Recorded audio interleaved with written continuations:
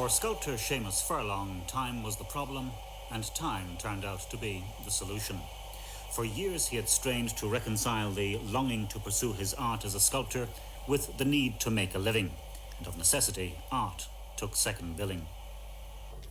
Making a living meant running the family hairdressing business in New Ross in County Wexford, a full-time job from which he could only sometimes borrow time to work on the occasional piece of sculpture. But time was indeed the solution, and now in retirement, Seamus is free to devote himself to the art career for which he had always wished, and he's mounted his first full-scale exhibition.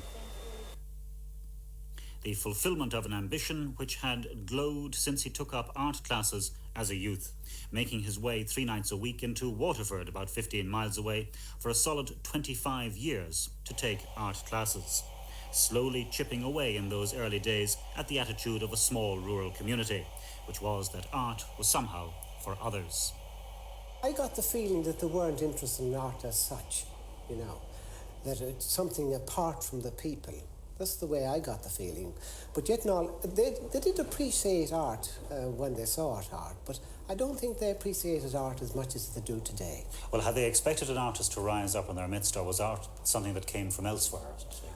Well, I think people, when they saw an artist, they thought he was a foreigner, or maybe he had studied in a foreign land, that he had a certain kind of a college status, there was no such thing as self-made artists, as far as I know. And possibly no tradition of them in the area. And very little tradition. It was difficult to study art.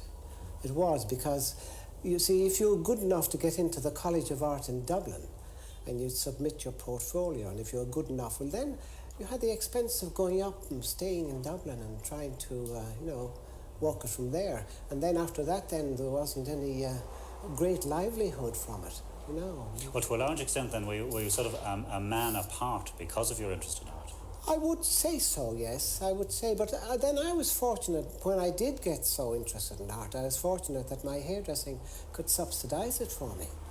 And without my hairdressing, there's no possible way that I could have achieved or arrived at any standard of art. Over the years, Seamus had produced notable individual items. A bust of Dr. Tom Walsh, founder of the Wexford Opera, a figure of the great Nicky Rackard, the Hurley player, and so on.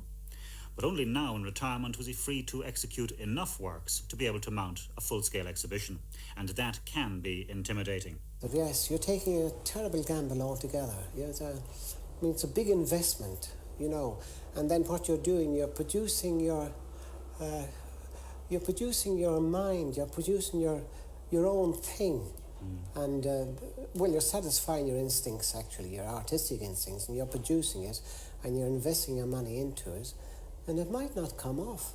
Yes. It could be a loss. It depends on whether the article that I produce is regarded, or the purchaser would purchase it. The challenge might have been daunting, but the drive to fulfill his sense of art was irresistible. And now he's satisfied that he's selling quite well and is broadening his reputation further out from his home base. Almost a lifetime's journey to a dream fulfilled. Oh, I'm a free man now, yes. I might be going back to work again now if things don't work out. But is this the achievement of an ambition now? This is the final achievement of my ambition, of my lifestyle, is to complete my own work and mount my own exhibition in bronze. It's the final ambition.